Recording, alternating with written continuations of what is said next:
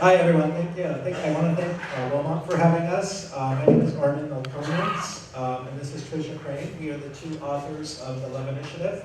We're also on the Residocracy board, and I'm the founder of Residocracy. I'm assuming everybody in this room does know what Residocracy is, so I'll leave that alone. But I'll get into the Love Initiative and give you a brief laydown of what exactly love is. So love is spelled with a U, because it gives you the power over development decisions in our city. It stands for Land Use Voter Empowerment. And that's as simple as it is. Love is a very simple instrument. It gives voters the right to make the final decision on major development decisions in our city.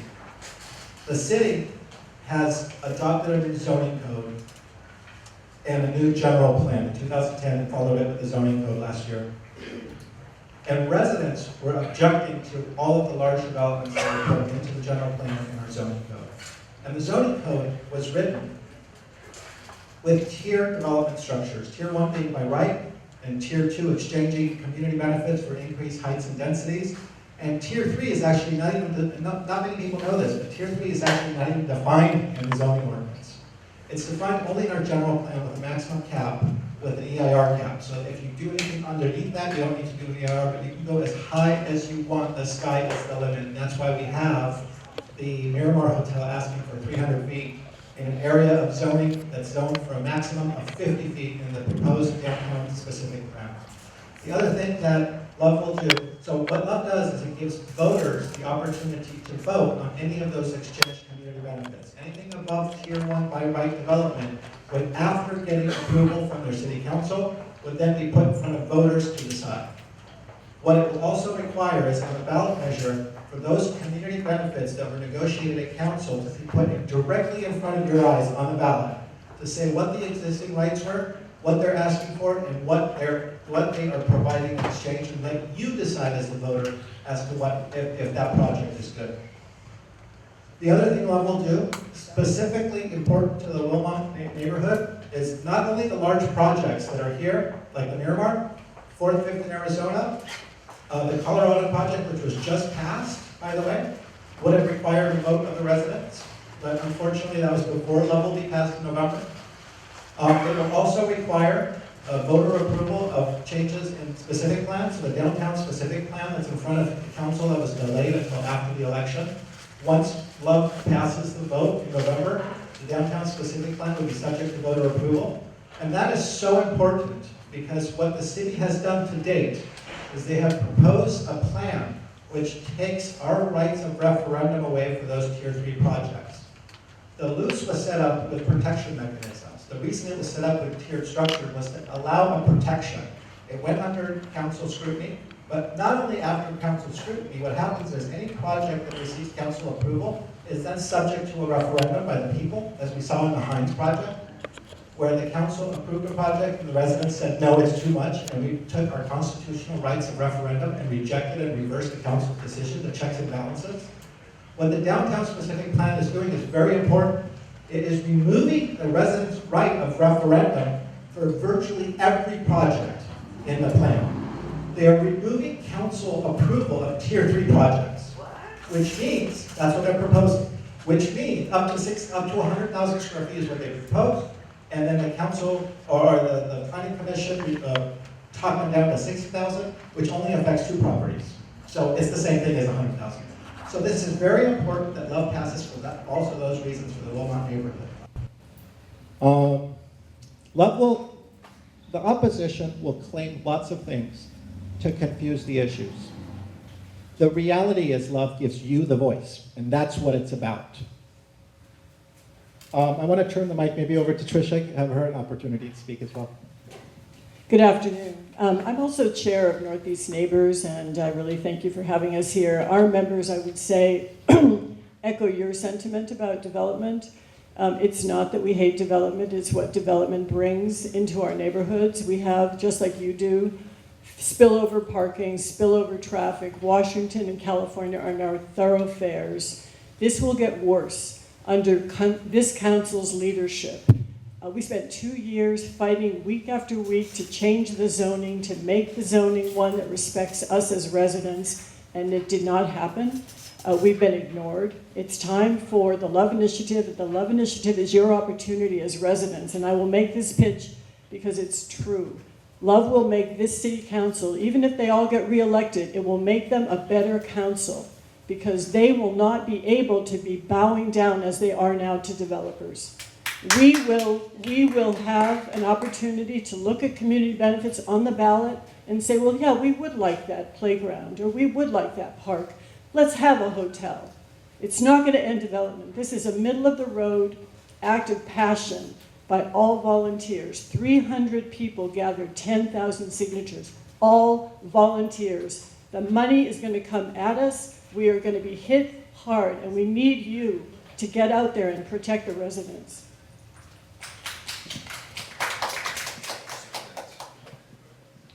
All right. Good afternoon, everybody. I'm Carl Hansen. Excited to be here. I've been a resident of Santa Monica for over 4 years now. Work for the Chamber of Commerce in Santa Monica. My background's in city and regional planning. I got my master's degree in that. Worked for the city of Carlsbad for a little bit before I came here. Let me start real quick with just saying I think there's a lot we agree with. I was actually kind of surprised that 20% of Wilmont respondents to the poll didn't find traffic a problem. I think everybody should find traffic a problem. I certainly do. Very concerned about traffic. I'm very concerned about affordability of housing. I'm concerned about design of housing. I think density can be done in very wrong ways. I think our vision for the community has many places where it overlaps, but how do we get there? And is love the right way to get there? And I think the reasons that we're going to bring up why we believe you should oppose love kind of fall into two categories. There's the one of we disagree with love in principle. Does love do what it claims to do? Will it decrease traffic? Will it make a better community engagement process in deciding land use decisions in the city? Will it make housing more affordable? I don't believe so. And we'll talk about those reasons. Leslie will talk about the housing piece specifically.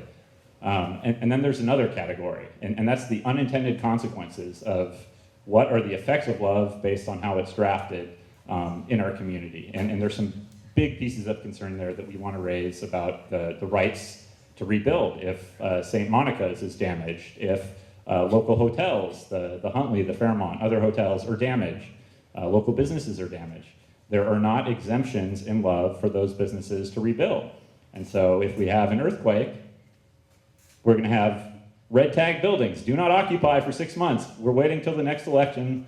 Love does not have exemptions for those. Love does not have exemptions for nonprofits. If nonprofits want to be able to grow above 32 feet. It's too extreme of a measure, and it didn't, part of Armin, one of my biggest concerns with residocracy is it claims to speak for all the residents. And residents, in my opinion, have very diverse views. And certainly you speak for one segment of the residents. And love was drafted in close quarters. You didn't reach out to nonprofits in town that are adversely impacted by this. You didn't reach out to the chamber. We would have certainly disagreed with the bulk of this. But we could have given you some good points about the right to rebuild. This is a huge piece. You didn't reach out to the neighborhood groups. I don't remember this coming before the neighborhood board and having the neighborhood boards have a chance to weigh in on what language would go into love. And that's a big concern for me. Well, I don't remember that at any of the Wilmont meetings I was at. So. Okay. My name is Leslie Lambert, and my mother used to tell me a story when I was a little girl on the way to the dentist. She would say, when you're sitting in the chair, think of ballerinas.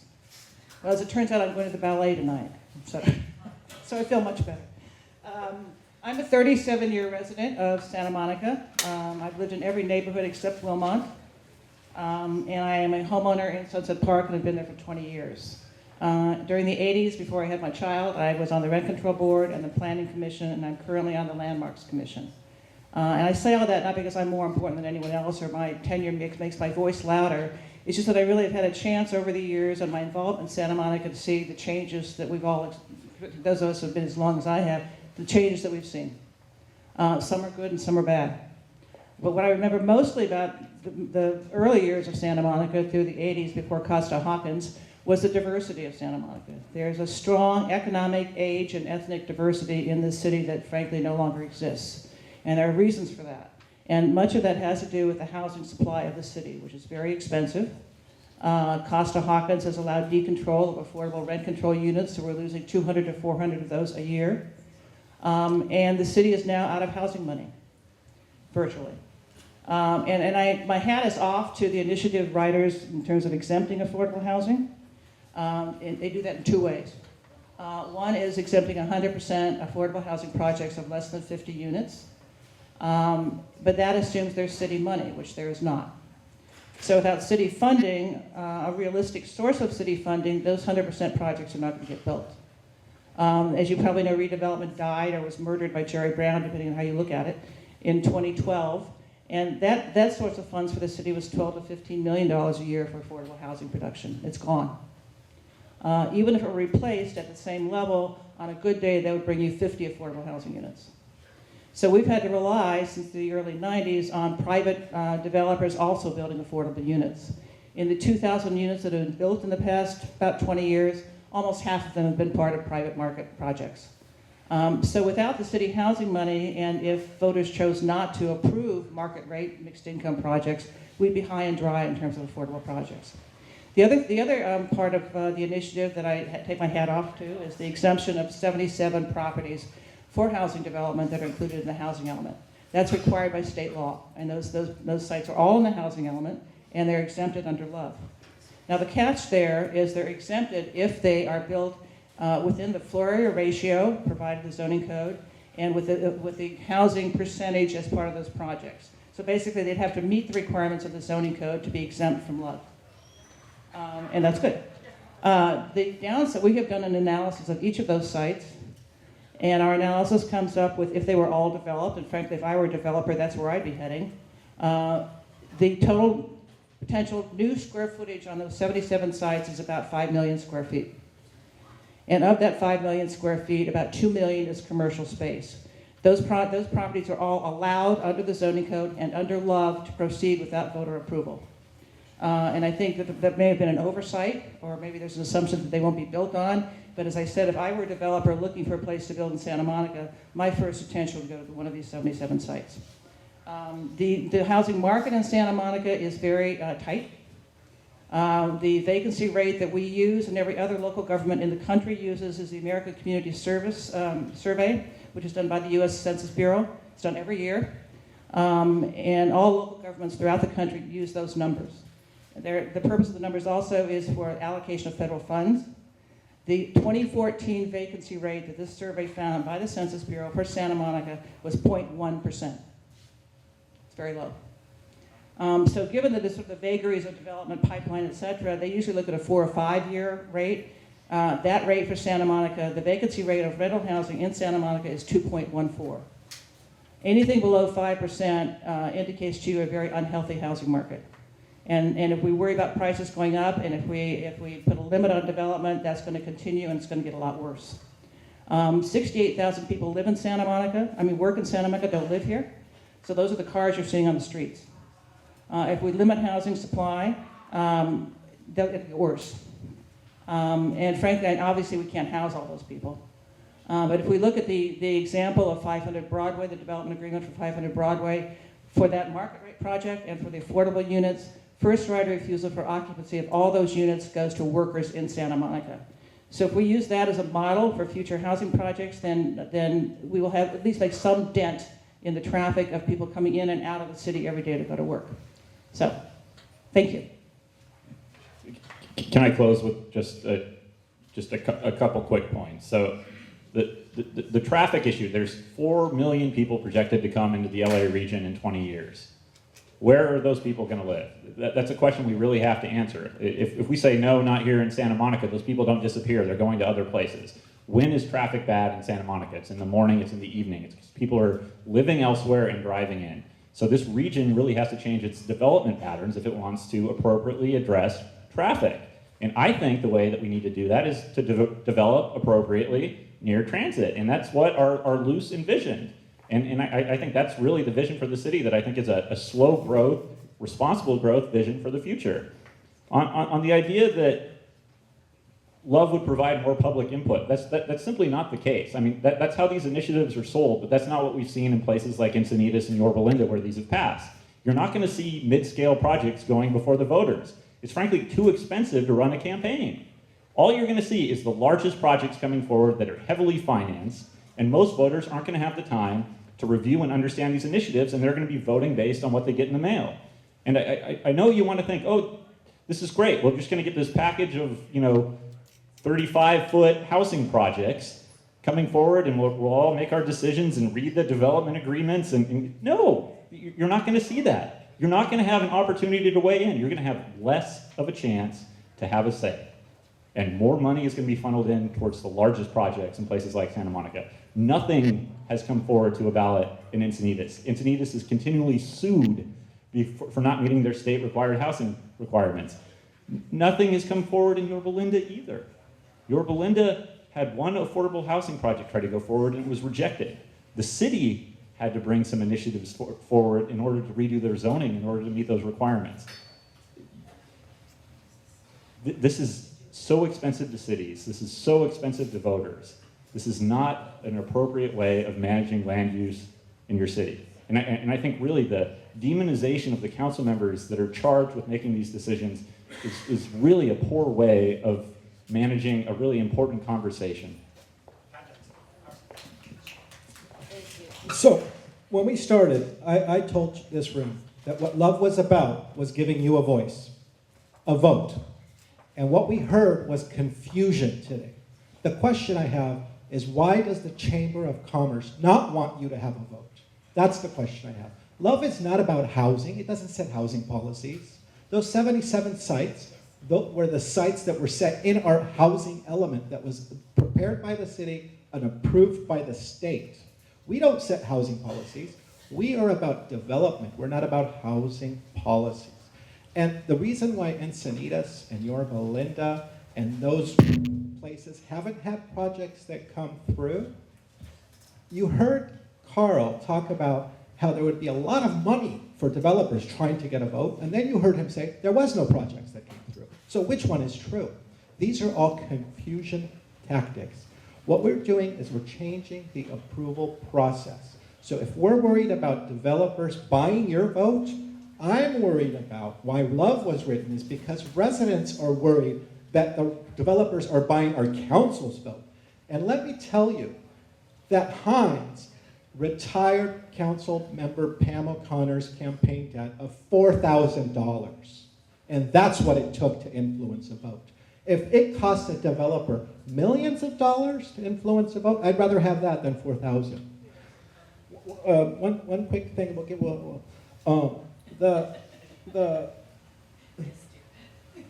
we're told that love was created behind closed doors. It wasn't. It was created with 7 years of resident input, 7 years of being ignored. Residents were ignored for 7 years. That's how it was developed. Damage exemptions, it's a lie. There are damage exemptions built into the state code that override the Love City Code. There are damage there, but he did not mention that. It's for rental housing. Then the city has exemptions written for damage, catastrophic failures, and we haven't touched that with the Love Initiative. That still stands. They're overridden by law. Well, we'll let the attorneys decide that, but they were considered by our top class attorneys, who are number one in the city, in the state, for both election and land use matters. So we hired the top and the best, and now we're hearing from the Chamber of Commerce that they would have helped us write the Love Initiative. Again, confusion. Costa Hawkins and Ellis. I want to give you some facts. They tell us that if we increase the supply of housing, that it will bring our rents down, that it will protect existing tenants, existing affordability, especially in the Wilmont neighborhood.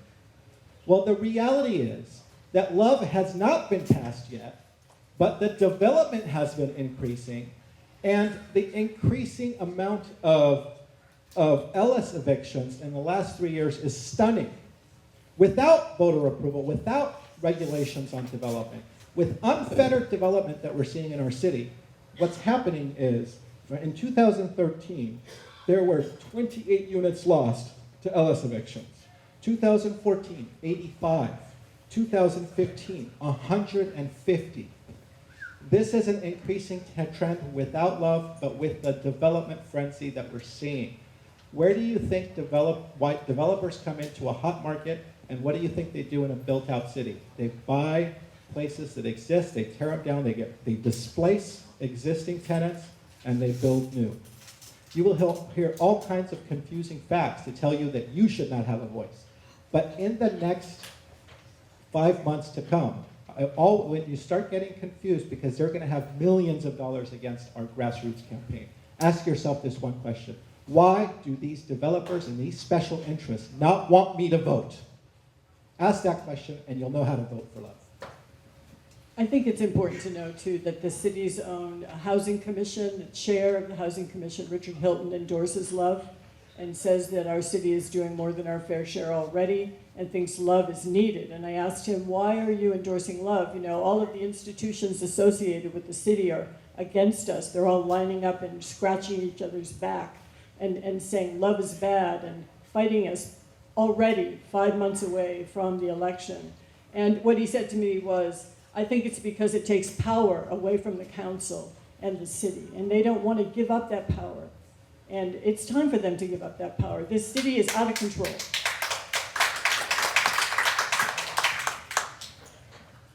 Let's talk about Ellis.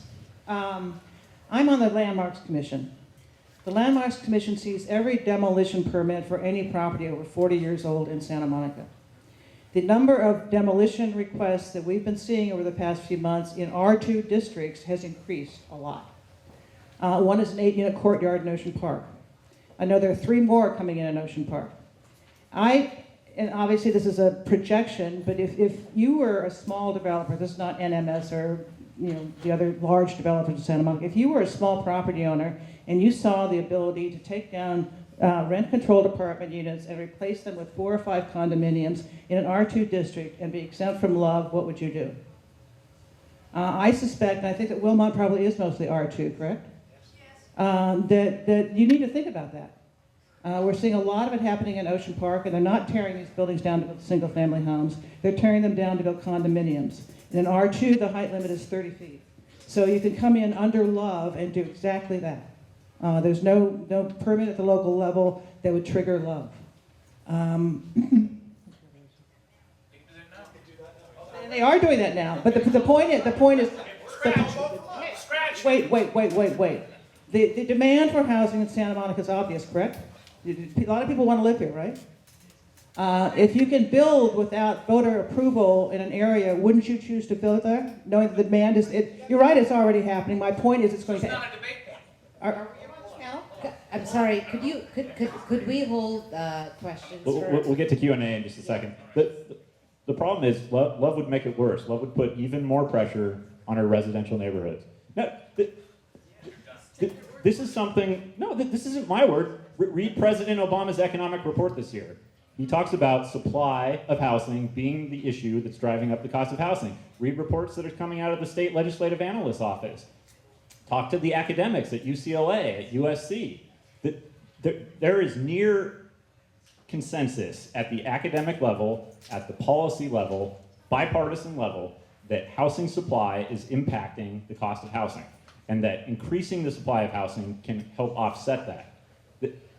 This isn't something that there's room for debate around. It's like climate change. There is near consensus on climate change. People disagree with this. You shouldn't. The data is there. Yeah. Look, there is a housing. No, don't trust me. Trust the legislative analyst's office. Trust President Obama. Check Paul Krugman. Yes. Well, one final point on this. There is a housing crisis. Okay, that Santa Monica, the polling the city recently did for the financing mechanisms for affordable housing, I think 60% of Santa Monica voters feel that they could be outpriced from Santa Monica. That's scary. That is incredibly scary. And supply is part of this solution. And market rate is an essential piece of that.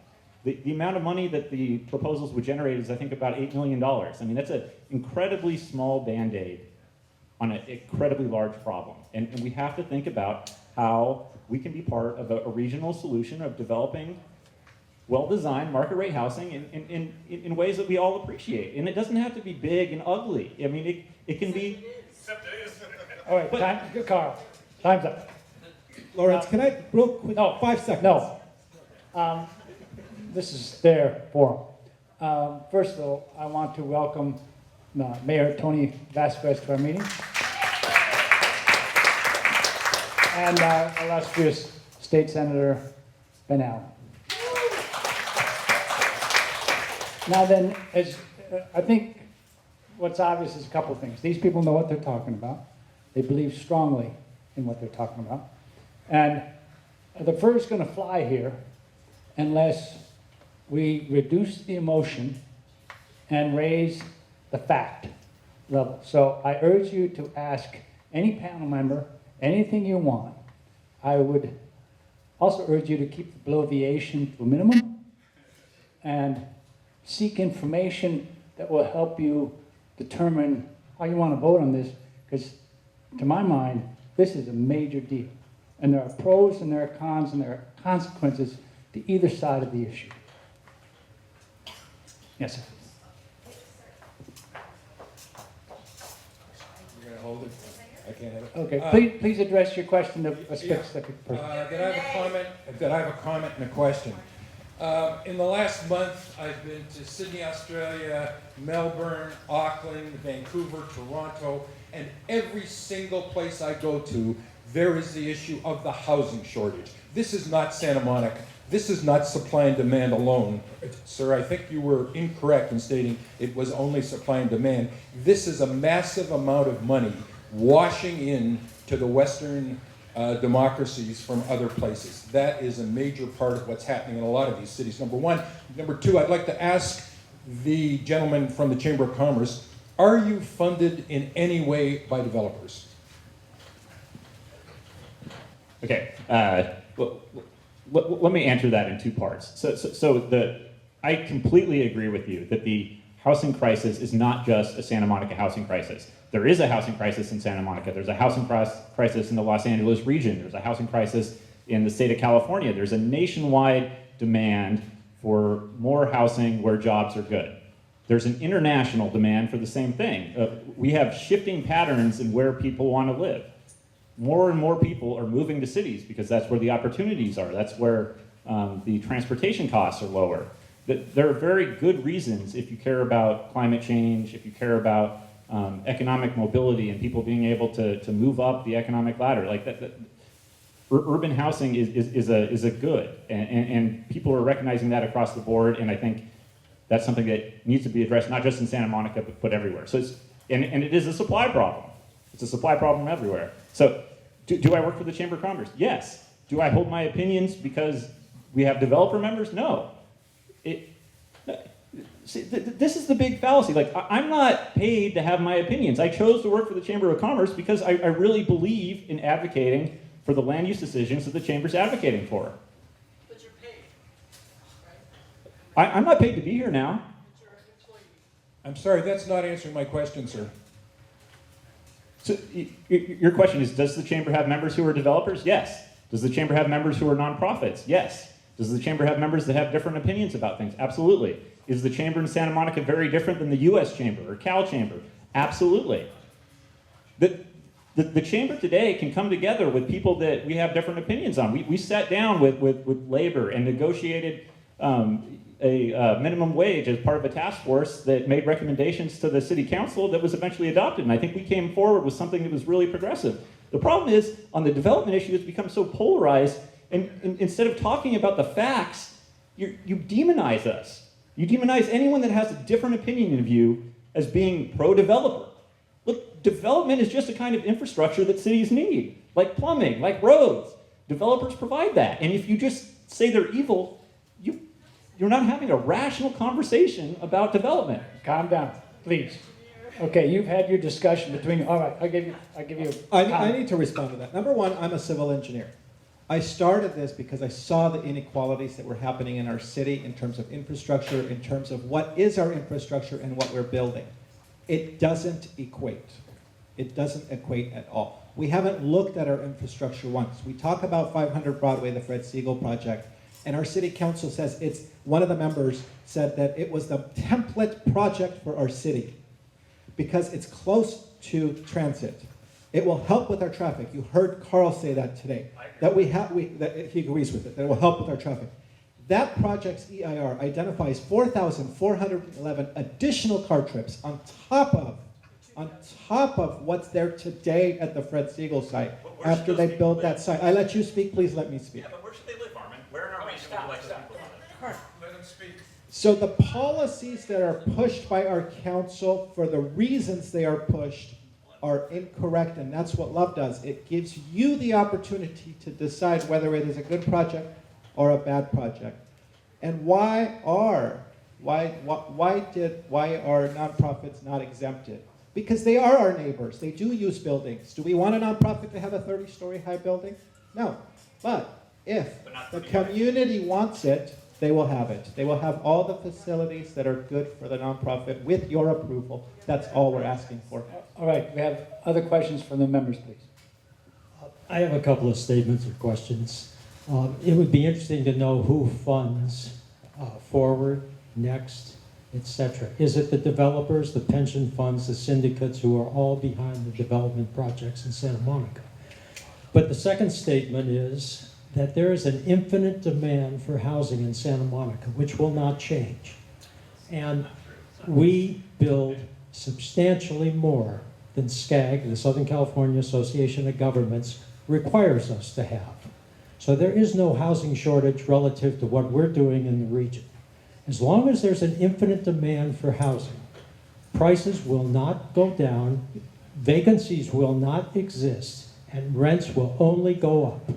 With Love, with a limit on the 3-story development, land prices will not only flatten out, they may even go down. Construction will be limited to 3 stories, which is much less expensive than 6- and 7-story constructions. So rents will be able to go down. You'll have wood frame construction. Don't tell, I'm an architect, I'm a builder, I'm a developer, I'm a contractor, and I know You can do 5 floors wood frame. you can do 4 floors on top of concrete with proper seismic reinforcing that you don't have at lower levels. But your per And- unit cost will be probably lower. I'm sorry. Can, May I ask a question of everyone present in this room, please? If someone is talking, I learned this concept at one of my self-improvement classes. If someone is speaking, could we listen and finish listening as opposed to be already always listening and not letting the person complete an answer? So I would very much ask everyone present in this room. I like healthy debates, and I ask that we respect each other. Thank you. Again, Can I respond? Can I respond to Ron? You brought up SCAG, I didn't. I mean, I'm kind of a wonk, but since you brought it up. SCAG is the regional government that we're part of, and every few years they do what's called a regional housing needs allocation, and it's based on state numbers and population growth and transportation, et cetera. And those numbers go into our housing element. And the last housing element, we totally went way beyond our goals. We actually reached 233% of the goal that SCAG gave us, so we were wonderful. But we also had money to do that. The new allocation, and you can't count those toward the future, they're not carryovers. The new allocation that SCAG gives you is brand new, and it goes into the housing element, which was adopted in 2014. It's a whole new set of numbers. And if we're sued, I suppose we could use our backlog as a defense, but I don't think so. And based on the numbers, the new numbers from SCAG, we are way behind, way behind. And with no local housing money to speak of, we're going to stay behind. Let me mention one more thing incidentally. I also took those 77 sites that are exempted, and they will produce over 1,600 to 1,700 units and over 3,000 residents. 5 million square feet. Assuming they develop. But I just want to speak to the infinite demand thing, because this is a complete fallacy. There's not infinite demand for Santa Monica. There's a specific price point that's, you know, supply and demand. They intersect and they affect each other. I mean, this is basic economics. Infinite demand would suggest infinite price. I just don't understand what that even means, Ron. Well, that's why our vacancy factor is so low. Questions from our members? I have two questions, actually. One is, within the R1 areas in Santa Monica, in the last year, how many owner-occupied units have turned into rental units? Rental units. In other words, have been I bought- live in one of those R1 districts, and frankly, the biggest thing stuck in my claw right now is the mansionization going on in those neighborhoods.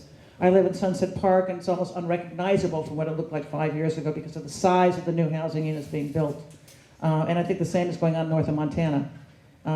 That's the trend I see in my single-family neighborhood. I couldn't tell you how many are. I mean, to rent a single-family house is $6,000 to $8,000 a month, so I don't know how big a demand there is for that. But what is happening is the smaller scale houses are being torn down and big ones built in their place. But foreign buyers are buying up homes and turning them into rental properties within the R1 districts. You know, I just wondered if anyone had a handle on that. I live in an R1 neighborhood in Northeast Neighbors, and our neighborhood is turning into some of a very different place. You're right about that. And one of the good things, one of the good things council did was ban the Airbnb possibility, and that is helping because a lot of the big homes were becoming like hotels.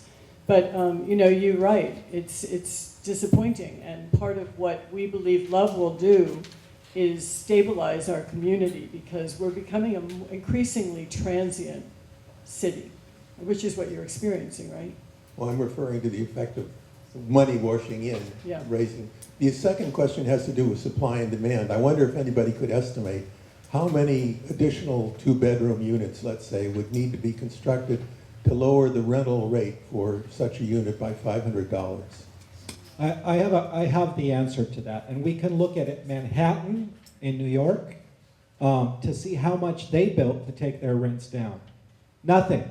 The rents have never gone down in Manhattan. The more they build, the more higher the rents get. San Francisco, same thing. The more they've built, the higher the rents get. What happens is this is the fallacy of supply and demand in a housing market.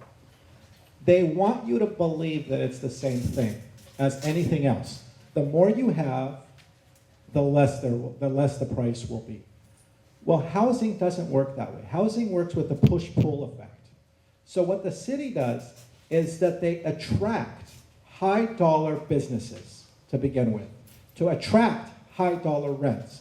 Then they start building the high-dollar units to provide those facilities to those people making the high-dollar salaries. And it pushes the prices up. Then when you have a smaller unit that's under rent control and the person moves because of traffic, because of congestion, or because of whatever, or they get older and they move, and that apartment becomes now market rate because of the vacancy decontrol. That smaller unit then starts competing with the newly built units. So the newly built units now, the studios, the one bedrooms are going for $4,000 a month in downtown Santa Monica. So then when a mom and pop apartment owner has a unit that gets vacancy decontrol, they start listing it for $3,500. It takes the prices up. It never brings them down.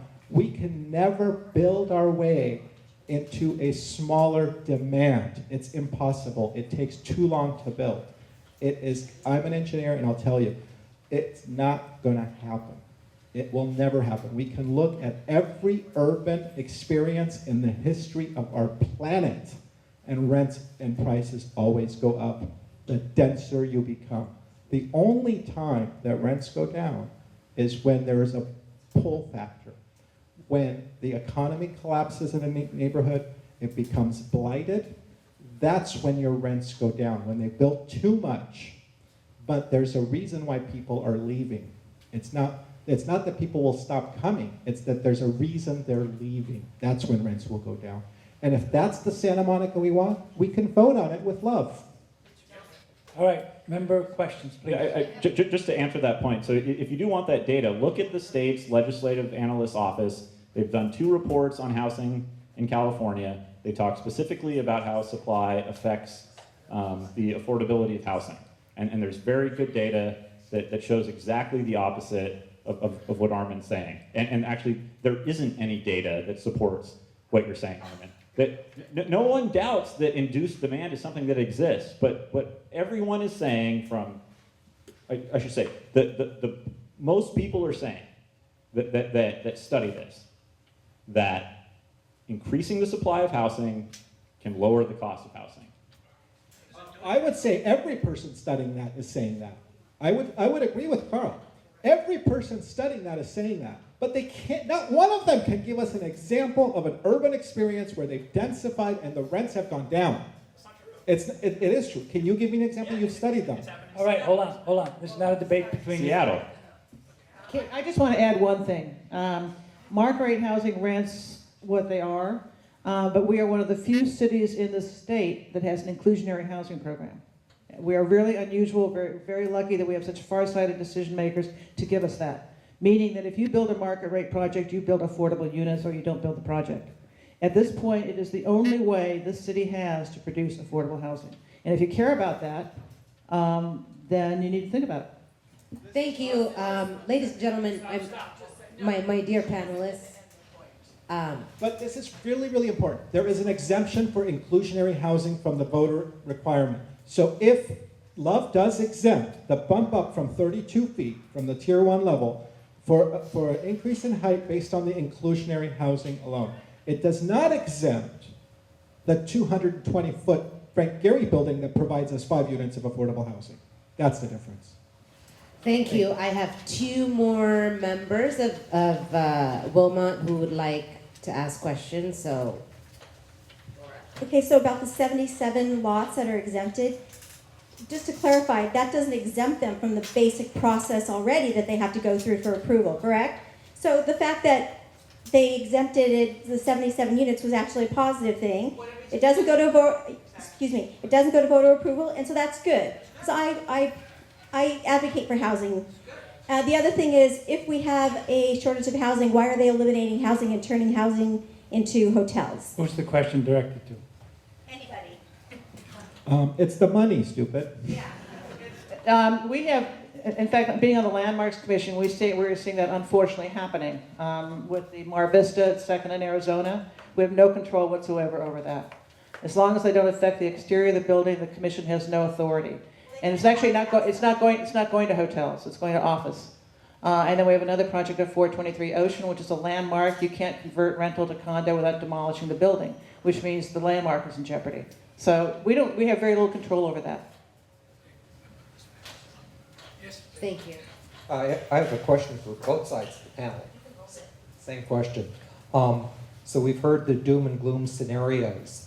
Assuming the residents approve Love, and we get a couple years down the road and we find out, oh gee, all these horrible things came true, what would prevent the residents from going back to the ballot box and voting to overturn Love and saying, yeah, we made a mistake, we want to go back to the way it was before? And I can't see where any permanent harm would happen in that interim period. So I just like input from both sides on that. Sure. First, Love has a sunset clause of 20 years. That's built in. So what Love does is let's put the brakes on because we've had so much of this overdevelopment traffic increase. We've seen it in the Wilmont surveys. What's important to residents? We get criticized that we don't represent residents, but yet survey after survey after survey, even the city's own surveys, show that residents care about overdevelopment and traffic. And we're giving you the voice at November, and then you the voice to make the decisions after for 20 years. And then you are absolutely correct. If there's a catastrophic loss for some reason that we couldn't think about, developers would be number one to help fund that campaign to reverse it. So an initiative can be reversed by resident vote again. So absolutely, thank you for that question. Could I hear the same answer from the other side? Is that something we want to go through, though? If we already know that Love is bad, should we pass a bad initiative? But we don't know that. We do, because similar initiatives have gone forward in places like Encinitas and Yorba Linda. And like I said before, they aren't seeing the kind of mid-scale projects that I think most people in this city would support. And in Santa Monica, a place where there's very high demand for the larger projects, we will see those go to a ballot and we won't see the mid-scale things. So you're only gonna see the largest projects that have the most funding, and they're gonna be very expensive campaigns, and we're not gonna see the kind of mid-scale housing and housing development that most of us would support. And I think that's really the heart of the problem with Love. That and the not being able to reconstruct in the event of an earthquake and not exempting nonprofits. Yes. I also think it's really important to know that we're part of a movement. Santa Monica is not alone. Other cities are doing exactly what we're doing. Los Angeles has the Neighborhood Integrity Initiative. They support us. We are aligned with each other. We're working together. They're had the same legal team. We are not interested in doing anything to harm Santa Monica. We have a very special city, and we need to protect it. That's what we care about. I'm a chair of a neighborhood group at the neighborhood council. This is all we have been talking about. It was all we talked about before the Love Initiative was initiated.